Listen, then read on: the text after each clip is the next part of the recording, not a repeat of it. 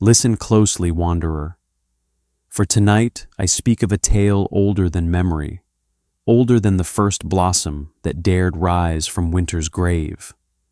A tale of gods and shadows, of a maiden who walked among flowers, and a king who ruled the silence beneath the earth. A tale where light bargains with darkness, and the turning of each season is paid for with a daughter's footsteps.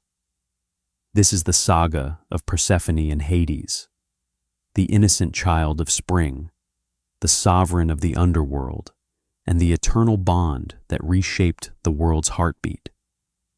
But before we descend into the meadows where the ground splits open, before we follow the grieving goddess who dims the sun with her sorrow, before we enter the throne room of the underworld where the pomegranate waits like a crimson trap, I ask you, are you ready to walk the path between life and death? If so, then let your eyes not wander and your soul not tremble. For once you begin this journey, the seasons themselves will whisper in your ear.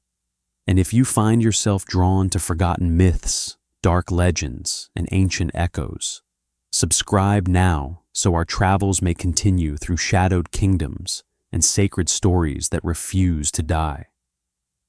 One last thing, traveler of screens and stars. From what land do you listen? From a valley blooming in eternal spring? Or from a place where winter clings to the bones of the earth? Tell me, so the story may know where your footsteps begin. Chapter 1.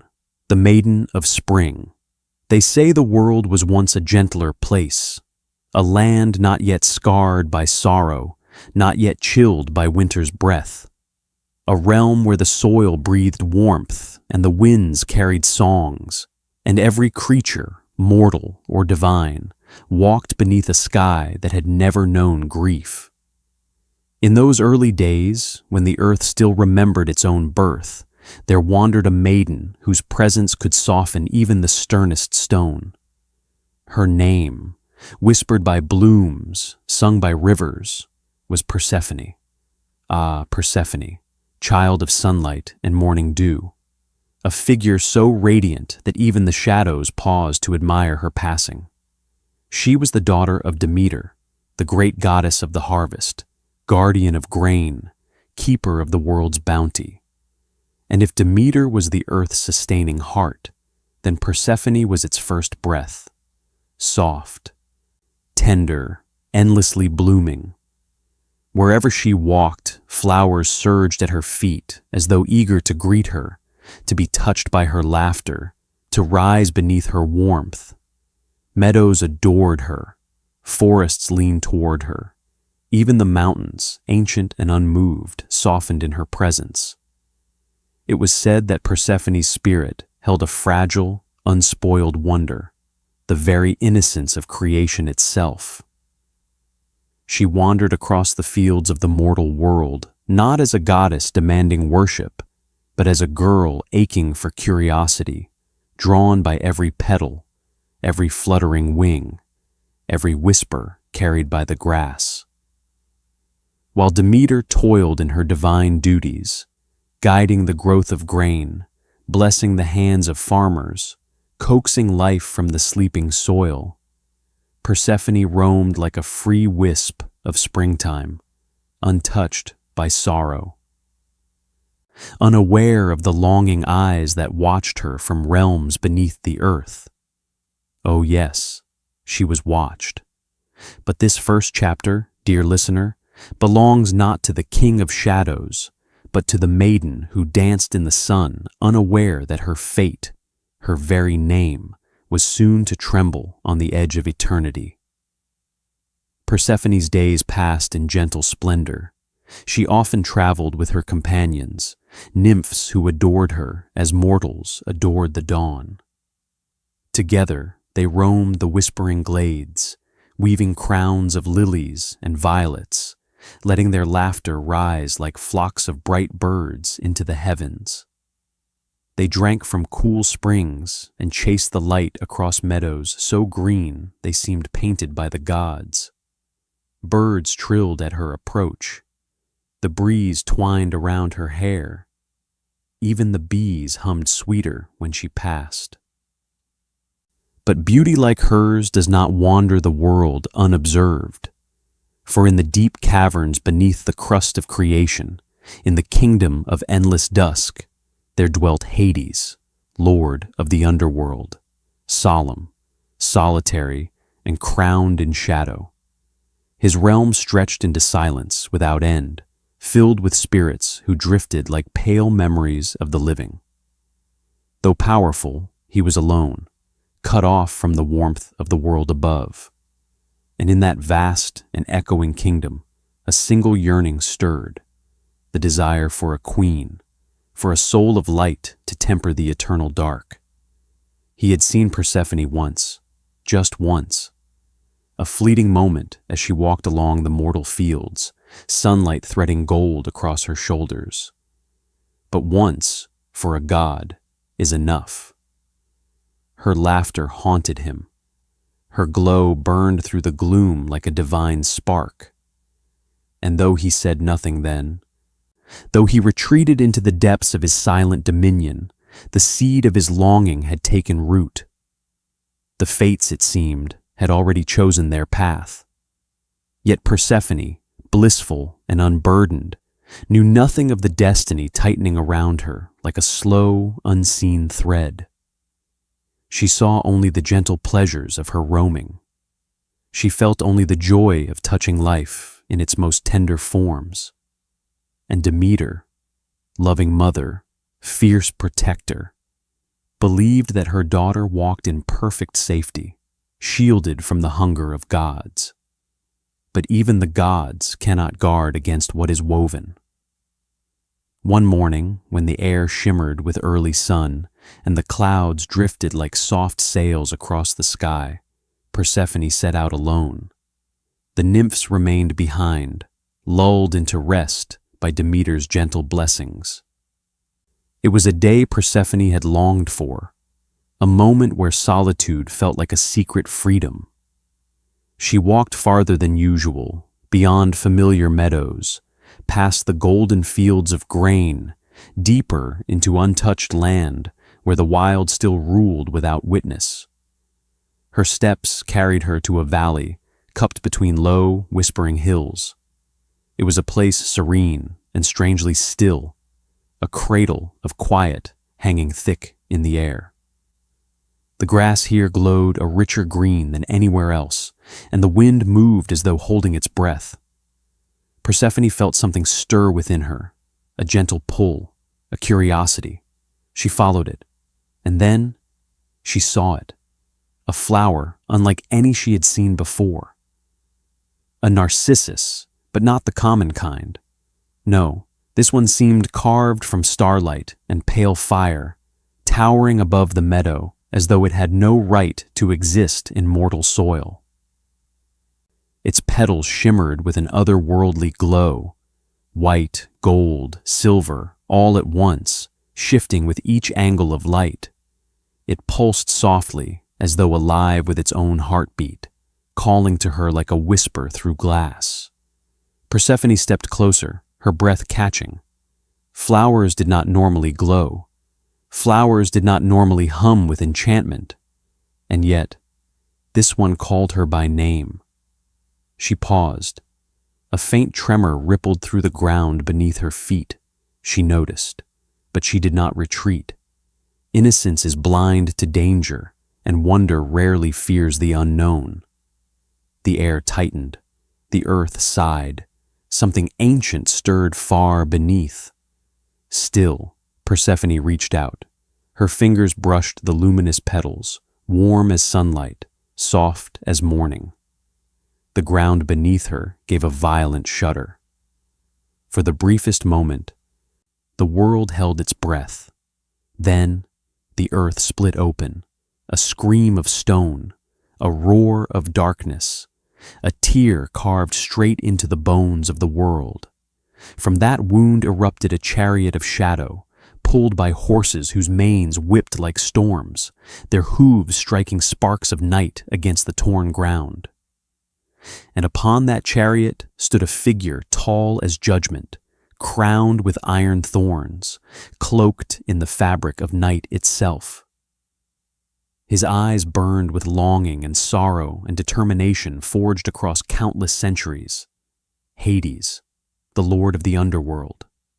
His gaze locked onto Persephone, terrified, frozen, petals falling from her hands like shards of dying moonlight. And though no words passed his lips, the meaning was unmistakable. He had come for her. In a single heartbeat, the world she knew, bright, gentle, safe, shattered. The chariot surged forward.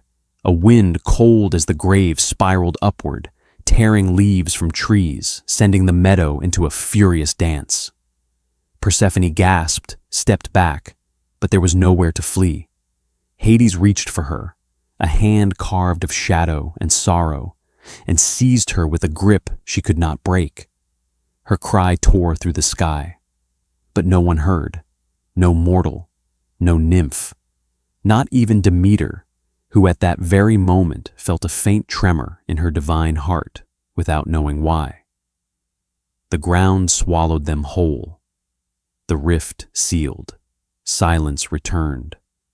Only the fallen Narcissus remained, bending its glowing head toward the earth as though mourning the innocence it had lured to darkness. This, wanderer, this is how the first shadow fell upon the age of light. This is how the story begins. Chapter 2: The Abduction. The earth had closed over the wound as if nothing had happened, but the silence it left behind was not the silence of peace. No, it was the kind that lingers after a scream has been buried. The meadow stood still, unnaturally still, as though the very air refused to move for fear of disturbing the memory of what it had witnessed. The glowing Narcissus trembled, its light dimming like a candle endangered by storm winds. Persephone was gone, taken, dragged into a realm where dawn had never risen. And though the world above had not yet understood the weight of this loss, something subtle and terrible shifted. The birds ceased their song. The grass seemed to bow, mourning the absence of the feet that once coaxed blossoms from the soil. The sun itself dimmed, as though even Helios hesitated to shine upon a world missing its spring-born child. But let us descend. Let us follow her through the wound torn open in the bones of the world. Let us see with our own eyes the realm into which she was carried. Beneath the earth, the chariot of Hades surged like a thunderbolt through shadowed veins of time and stone. The horses, creatures of darkness with burning eyes, tore through tunnels carved not by mortal geology, but by ancient divine will. The walls pulsed with living gloom, swallowing all light the way the sea swallows ships. Persephone clung to the edge of the chariot, her hair whipping in the cold, merciless wind of the underworld. Her scream still echoed around them, a tremor, a plea, a raw cry of terror. But here, in this abyss, sound twisted into strange, hollow shapes, devoured by the endless dark. Hades did not look at her at first. His jaw was set, his gaze locked forward, eyes burning like twin embers that had never known warmth. His cloak whipped behind him like a living shadow, swallowing the last hints of daylight that clung helplessly to her form. His presence radiated an ancient loneliness, a gravity carved from centuries of ruling the dead. She struck at him, small fists against the impenetrable cold of his armor. "Let me go," she cried, but her voice seemed to dissolve before reaching his ears. It did not matter. He had already made his choice. The fates had spun their thread. He merely followed where destiny tugged. Still, something in his face wavered. not regret, but an ache deep as the roots of mountains flickered behind his stern exterior.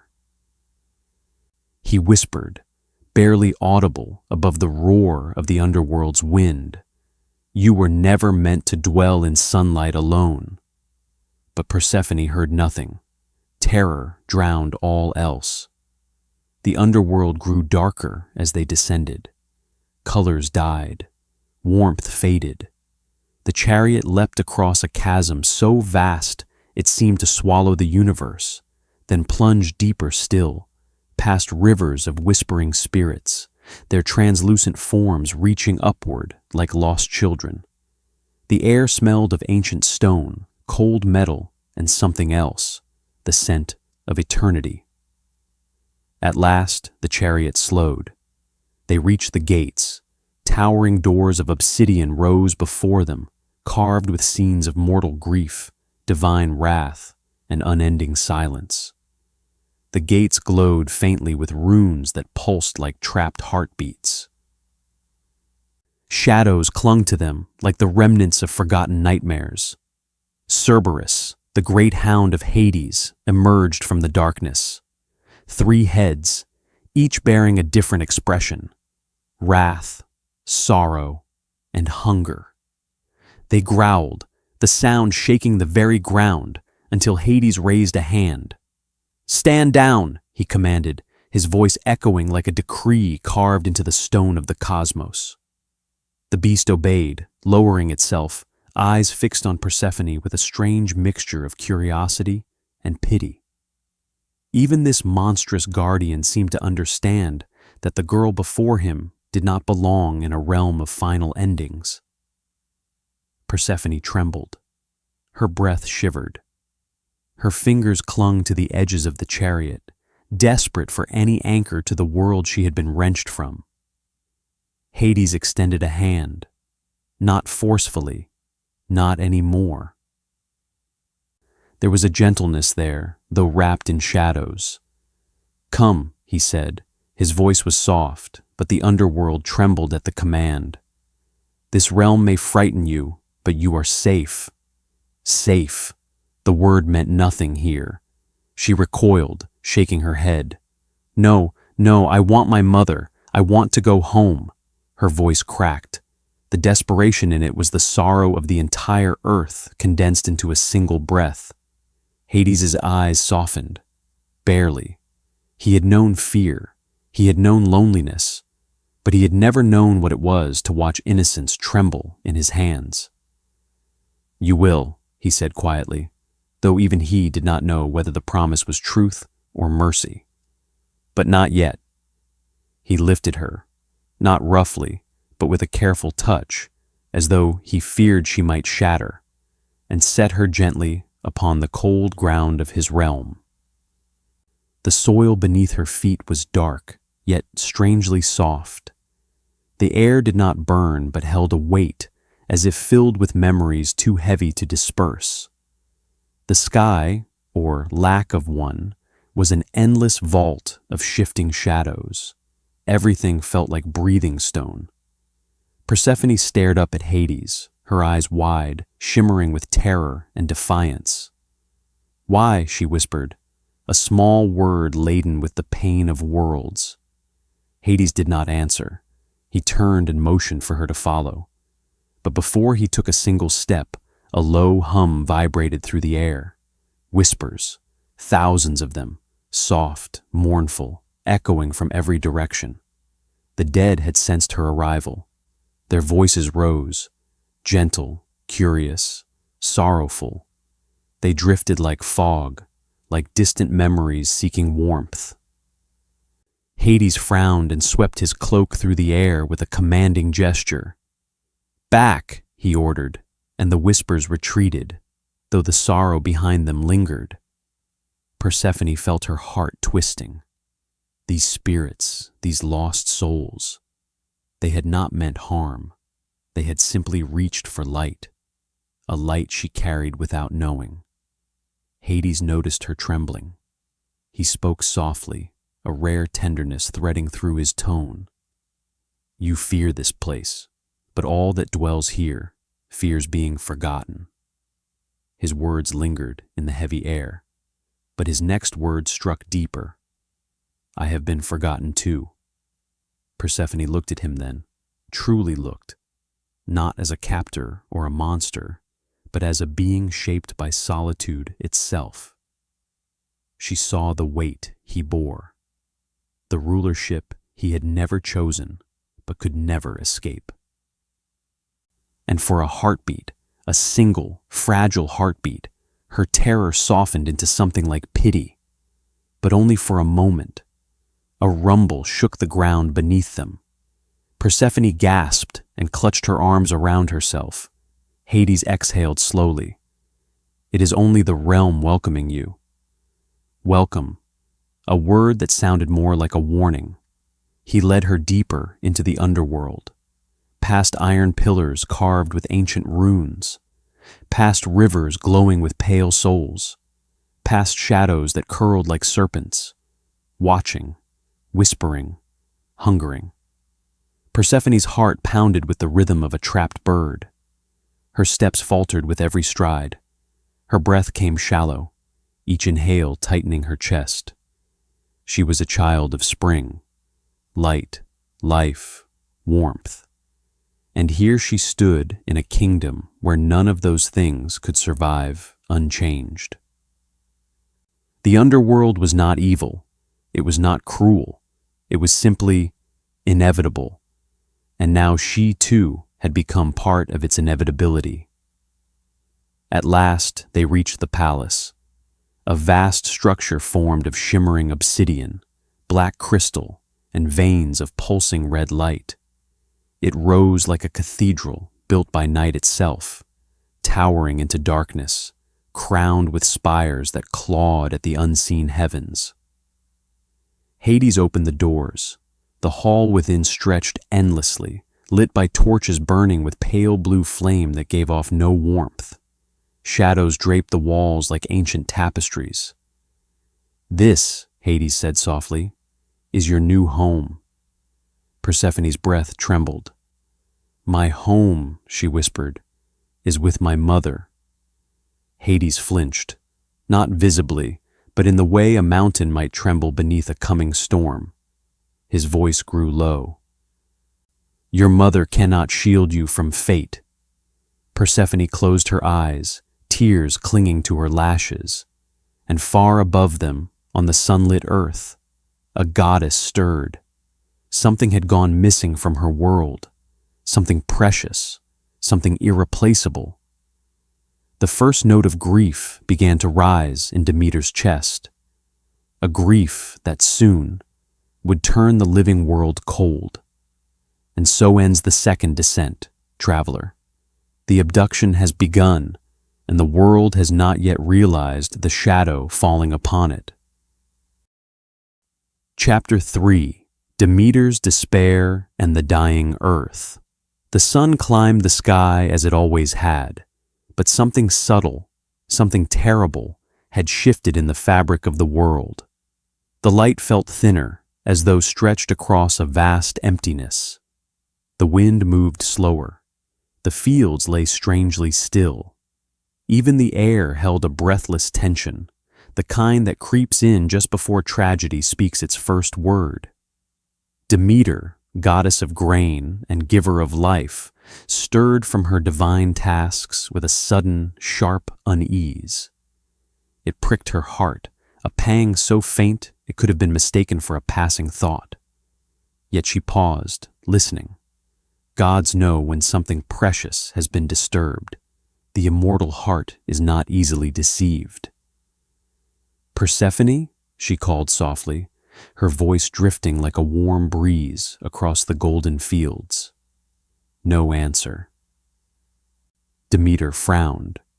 Her daughter often wandered, yes, but never without the hum of her presence echoing faintly across the earth. Persephone's essence was woven into the world's very roots. From meadow to mountain, Demeter could always sense where her child walked. But now, silence. She scanned the horizon. The nymphs who usually followed Persephone's laughter like adoring shadows napped in a sunlit grove, unaware of anything amiss. Demeter approached them. "Where is she asked. The nymphs stirred, blinking open innocent eyes. "With the flowers, divine one," they said. "She said she wished for a moment of solitude. She promised she would not wander far." Their voices carried no fear, only the simple trust of those who believed the world was as safe as a cradle.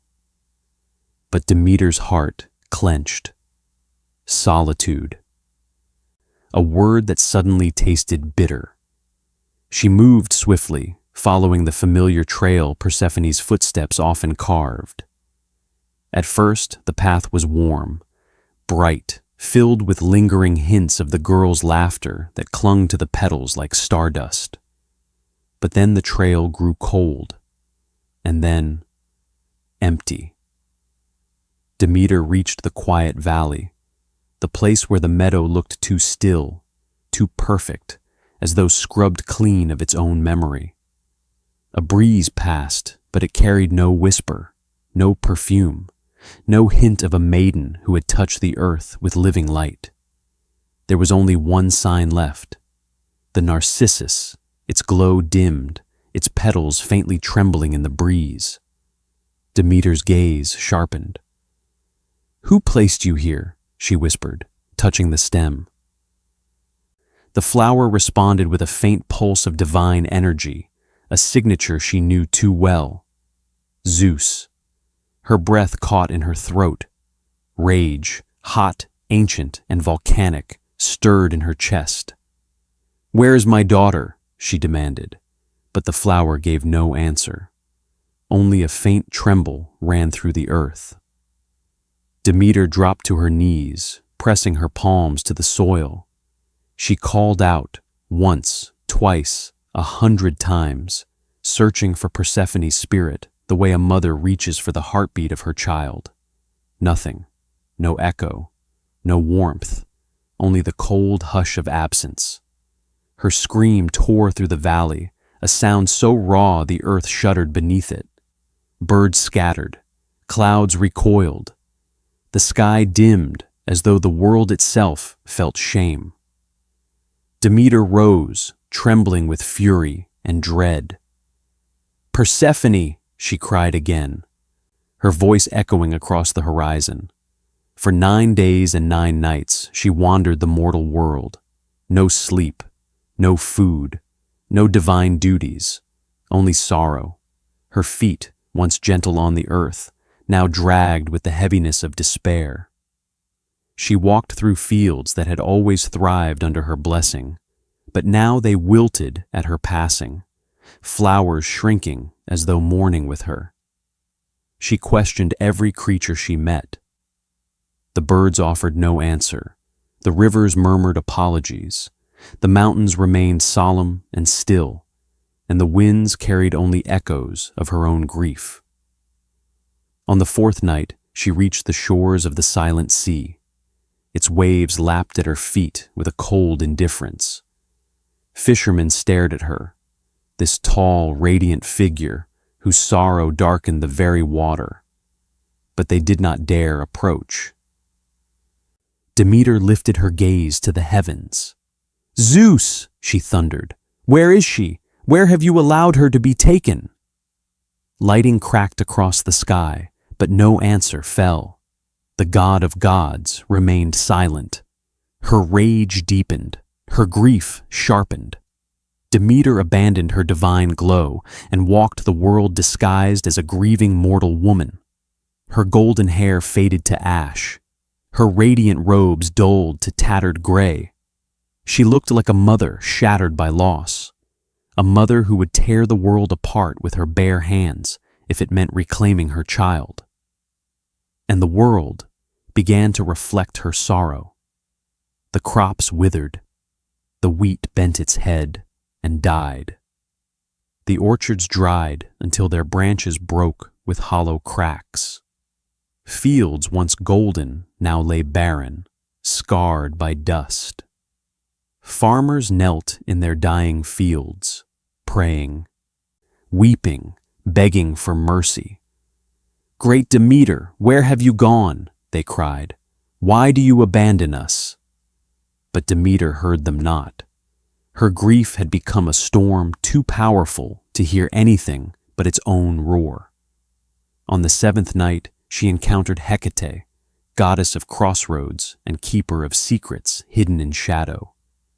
A pale glow surrounded the witch goddess, her torches dripping fire that hissed on the cold ground.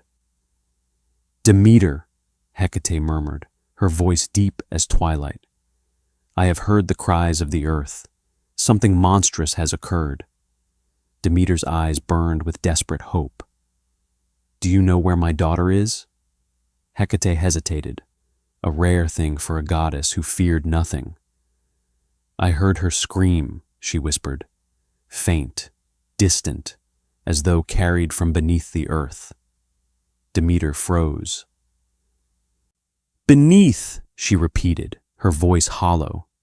Hecate nodded slowly.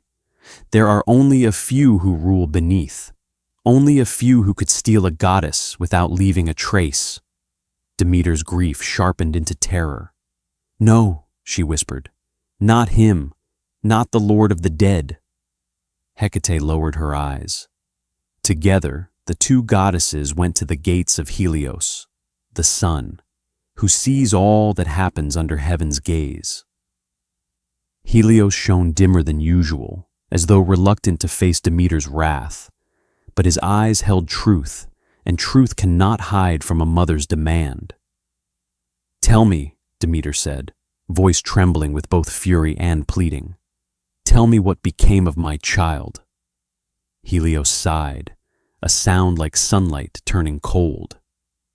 "Hades has taken her," he said, "to the underworld, to be his queen." Silence fell.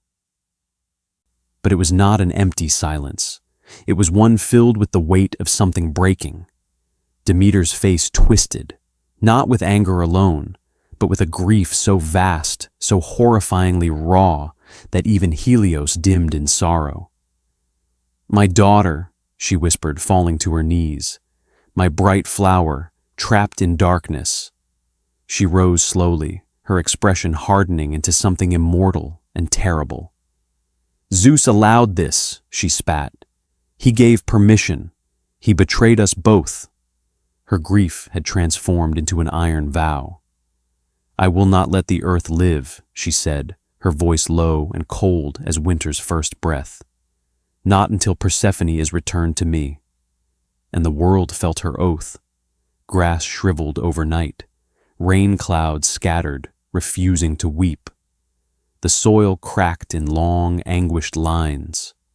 Forests dimmed, losing their vibrant hues. Animals starved, humans trembled, and distant temples burned offerings in desperation. The first winter crept across the land, not born of season, but of sorrow. Mountains wore shrouds of frost. Rivers halted, their surfaces freezing into lifeless mirrors. Villages huddled in fear, whispering that the gods had abandoned them. Demeter walked among them like a silent omen. Her grief radiated cold. Each footstep dimmed the world further. Even Zeus, perched upon his grand throne, felt the threat of her sorrow. For when a goddess abandons her divine duty, the world begins to die. And all because a daughter, a child of spring, had vanished into the arms of darkness. Demeter lifted her gaze toward Olympus, tears freezing on her cheeks. "If my daughter suffers," she whispered, "then let all creation share her pain." And so the earth continued its descent into stillness, into hunger, into cold. Persephone was gone. Demeter was grieving. And the world was dying. Chapter 4. The Queen of the Underworld. The world above shivered in silence, mourning the absence of life's brightest breath. But beneath the soil, where shadows swallowed the bones of the earth, Persephone walked in a realm no sun had ever touched. Her footsteps echoed in endless halls of black stone, the walls pulsating with a faint, crimson glow, as though the veins of the underworld itself throbbed with the rhythm of the living dead. She was a stranger in a land where none smiled, none laughed, none dreamed, yet everything observed, silently, patiently, waiting. Hades led her through corridors that twisted like serpents, their arches etched with stories of the dead, their floors lined with mosaics of shadow and sorrow. Pale spirits drifted along the walls, their forms translucent, their faces twisted with longing and regret. Each reached for her, whispering fragments of memory that clung to the edges of her heart. Persephone shivered, not from cold, though the chill here was relentless, but from the weight of eternity pressing against her soul. "Do not fear them," Hades said, his voice low and unyielding, yet threaded with a strange solemnity. "They mean no harm. They only seek acknowledgement, remembrance. You are the first light to enter this darkness in countless centuries." She looked at him, her eyes wide, searching, still trembling. "I am not meant to be here. I belong to the world above, where the sun touches the fields and the wind carries the songs of birds. I am not your queen."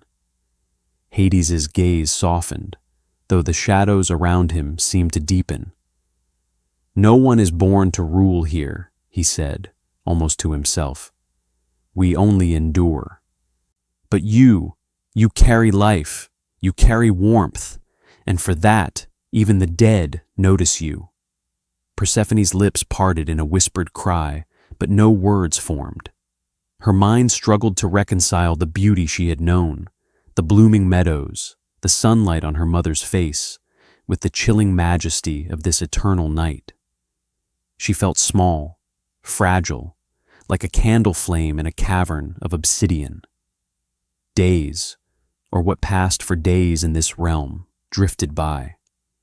Time in the underworld moved like a slow river of thick smoke, curling and folding in unpredictable currents. Persephone walked the halls, learning the unspoken rules of her new existence. The spirits did not approach her carelessly, but lingered at the edges of her vision, curious and respectful. Even Cerberus, the three-headed hound, watched her with an intelligence that transcended mere guarding. The great beast seemed to sense the rhythm of her heartbeat and adjusted its watchfulness accordingly. Hades remained near, but never pressing. He observed her transformation, a subtle shift from terror to quiet contemplation, from fear to cautious understanding. And yet, she never fully trusted him. Every glance, every soft word was measured against the impossibility of her freedom. Then one evening, or what she would have called evening, if her memories of light had not betrayed her, Hades offered her a gift, a pomegranate, its seeds glowing faintly like trapped embers in the gloom. Persephone stared at it, wary. "What is this?" she asked. "It is sustenance," Hades replied. His hand was steady, calm, the gesture almost gentle. "Food of this realm, it will nourish you, it will make you part of it." She recoiled, sensing danger, yet curiosity edged her caution. The fruit was beautiful, cruelly beautiful, as though it had been carved from blood and moonlight. The seeds gleamed with an almost hypnotic allure. Something ancient whispered to her from the depths of her mind, a warning. "Do not eat," she whispered, though whether it was Hades she addressed or herself, she could not tell. But desire is a dangerous thing when survival is uncertain, and the hunger within her, born of the soul's need for comfort, for warmth, for any reminder that she was still alive, whispered louder than fear. Slowly, she plucked a single seed and tasted it. A warmth spread through her, subtle at first, then growing, threading through her bones like a slow fire. She shivered, caught between the thrill of life and the shock of its binding. One seed became two. Two became six, and when the last was swallowed, she felt it, a tether forming, invisible yet undeniable. Part of her would remain here, in this shadowed kingdom, forever bound to Hades and the underworld. And yet, something else awakened too, a strength, fierce and untested. The shadows recoiled subtly at her presence.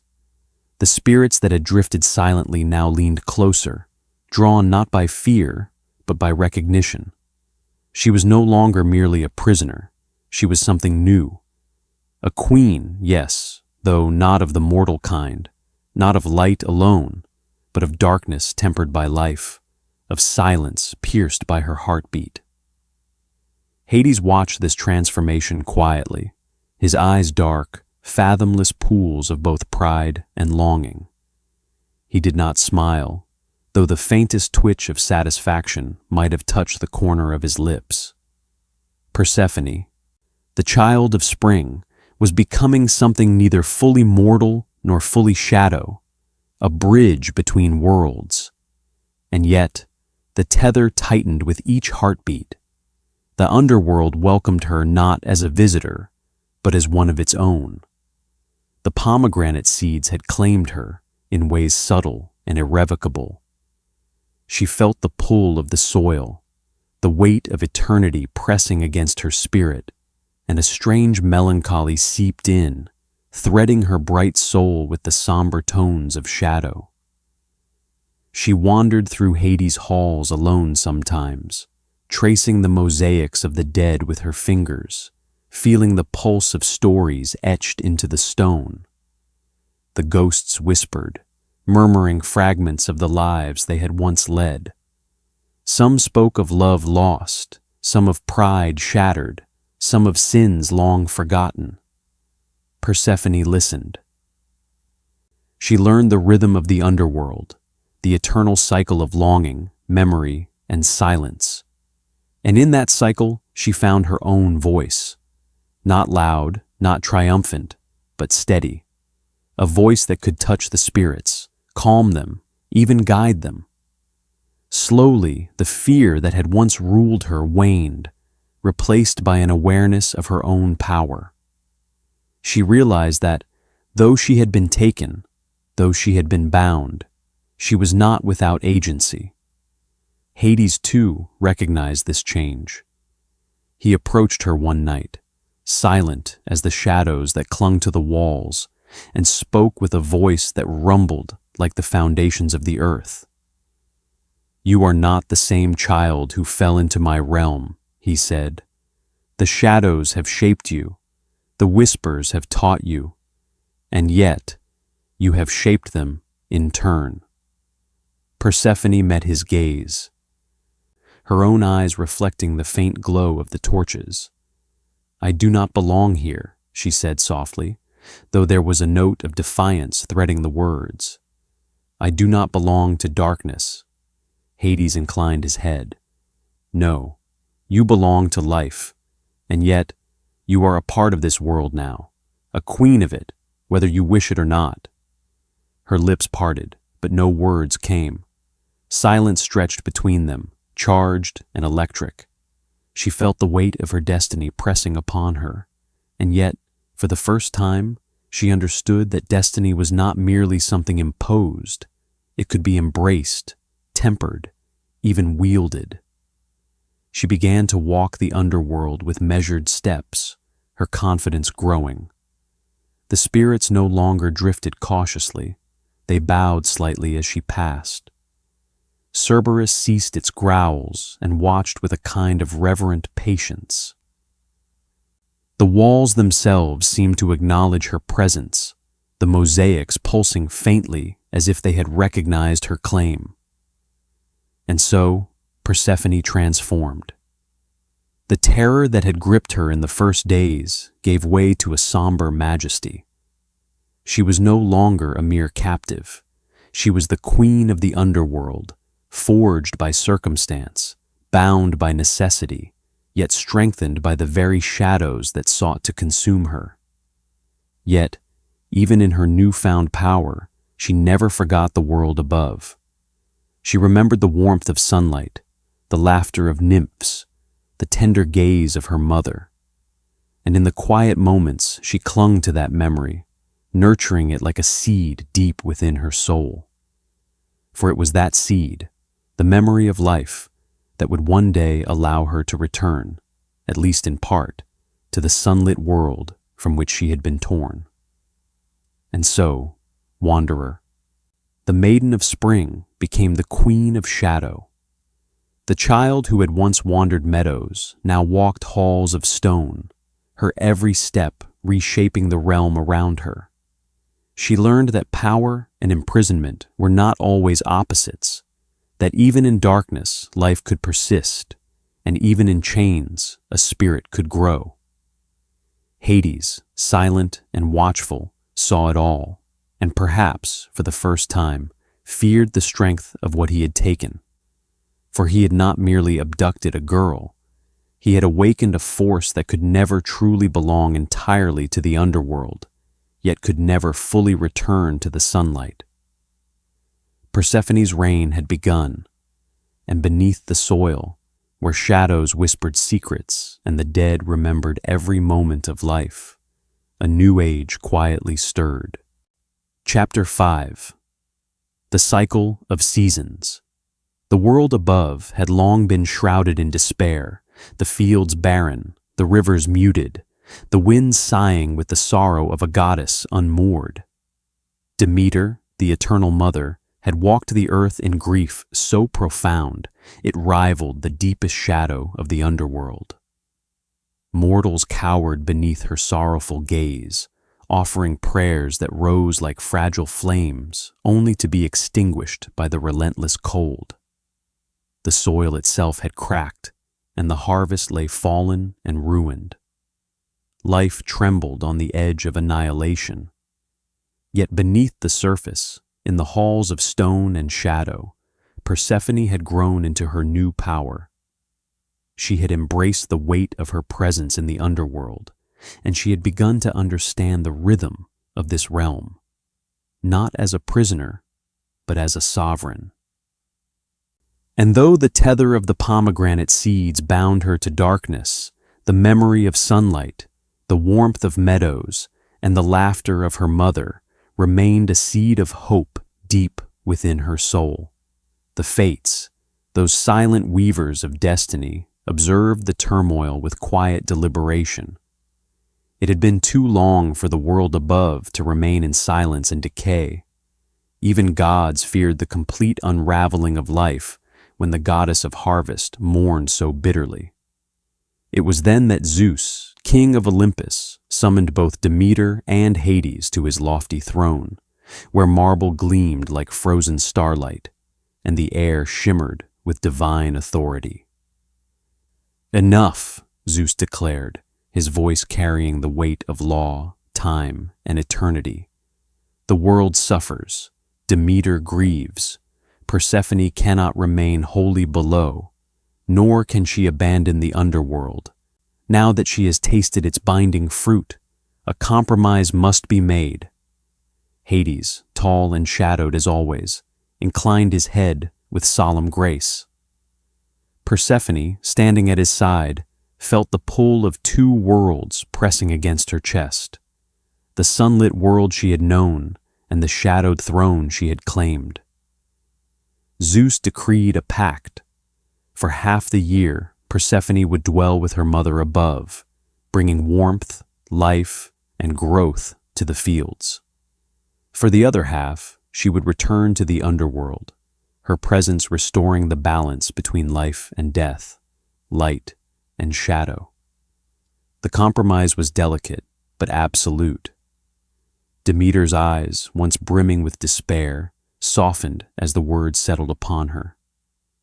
She could feel her daughter's essence, warm, alive, threading back into the soil.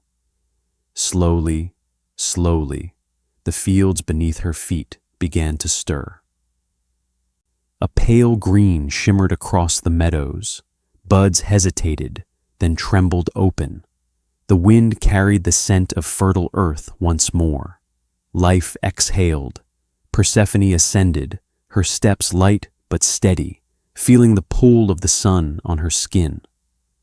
Light, for the first time in countless days, kissed her face, and she gasped. The warmth was almost unbearable, as though the earth itself wept in relief. She lifted her hands, and wherever they fell, buds unfurled, grass stretched, and streams rippled with renewed vigor. Demeter embraced her, and the earth trembled in joy. Thus was born spring, the season of return. The fields grew golden, the rivers sang again, and humans rejoiced in the bounty. Persephone's laughter, a bright echo of the girl who had wandered the meadows, scattered across the land, melting the remnants of winter's sorrow. Birds trilled in celebration, and flowers bloomed at her feet, as though the very soil exhaled in delight. But Persephone knew the truth of her dual existence, for soon, inexorably, the pomegranate seeds she had consumed would call her back to the underworld.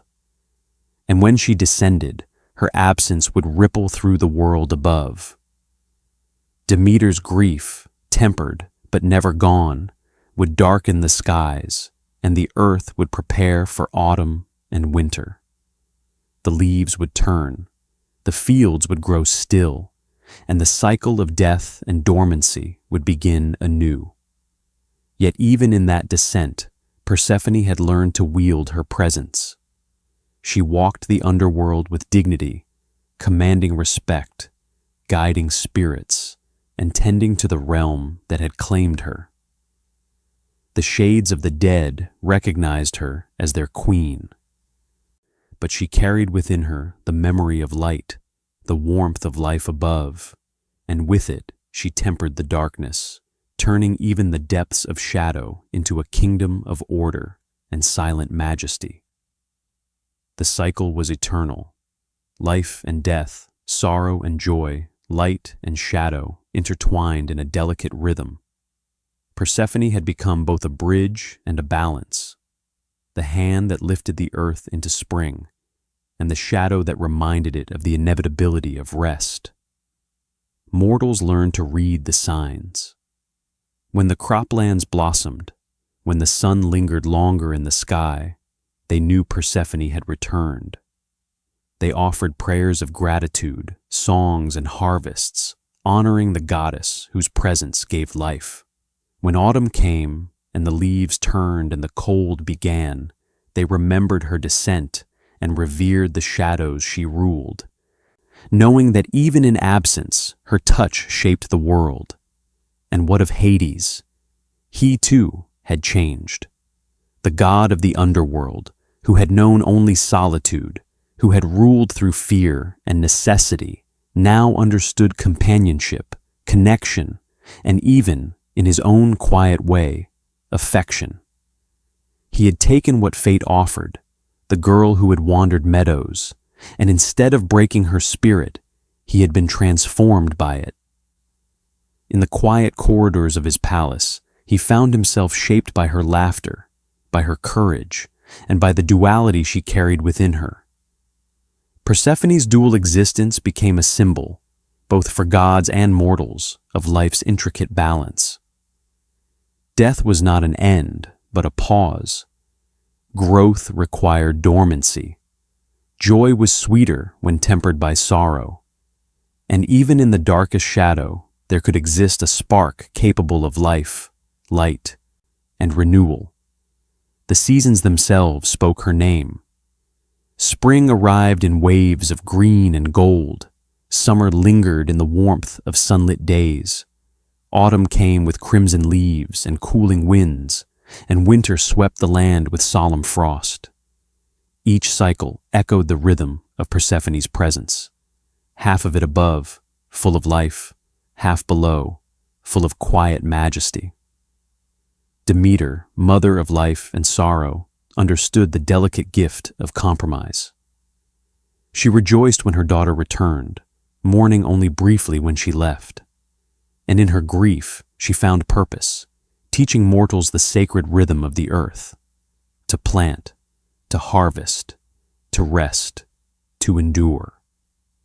The mortal world, once on the brink of famine and despair, learned the lessons of balance.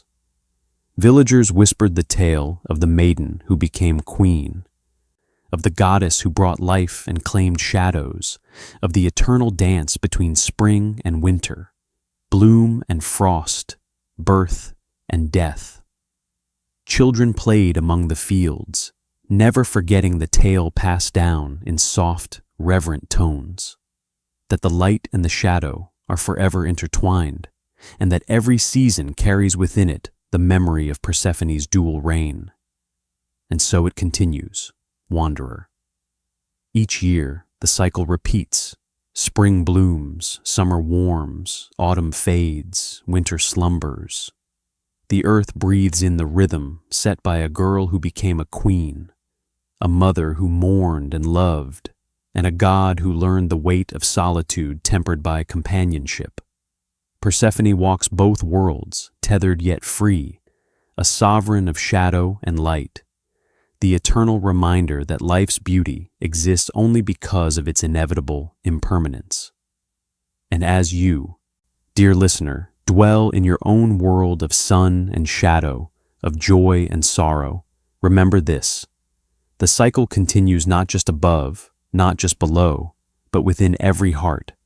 Every moment of growth, every pause of despair, every return to light after darkness is part of the rhythm. Persephone's story is not just a tale of gods, it is a mirror of existence itself, a Gothic hymn to the balance we all carry within. So when the leaves turn and the frost creeps along the edges of your world, whisper her name.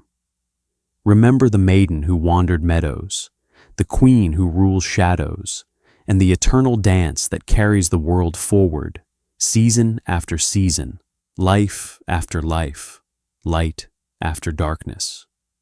The cycle endures. The queen remains. The earth breathes once more. And so, the tale of Persephone and Hades concludes, not with an end, but with a continuing rhythm, a Gothic cadence echoing through time, through shadow, through light, and through every corner of the world where life and death meet in silent, eternal balance.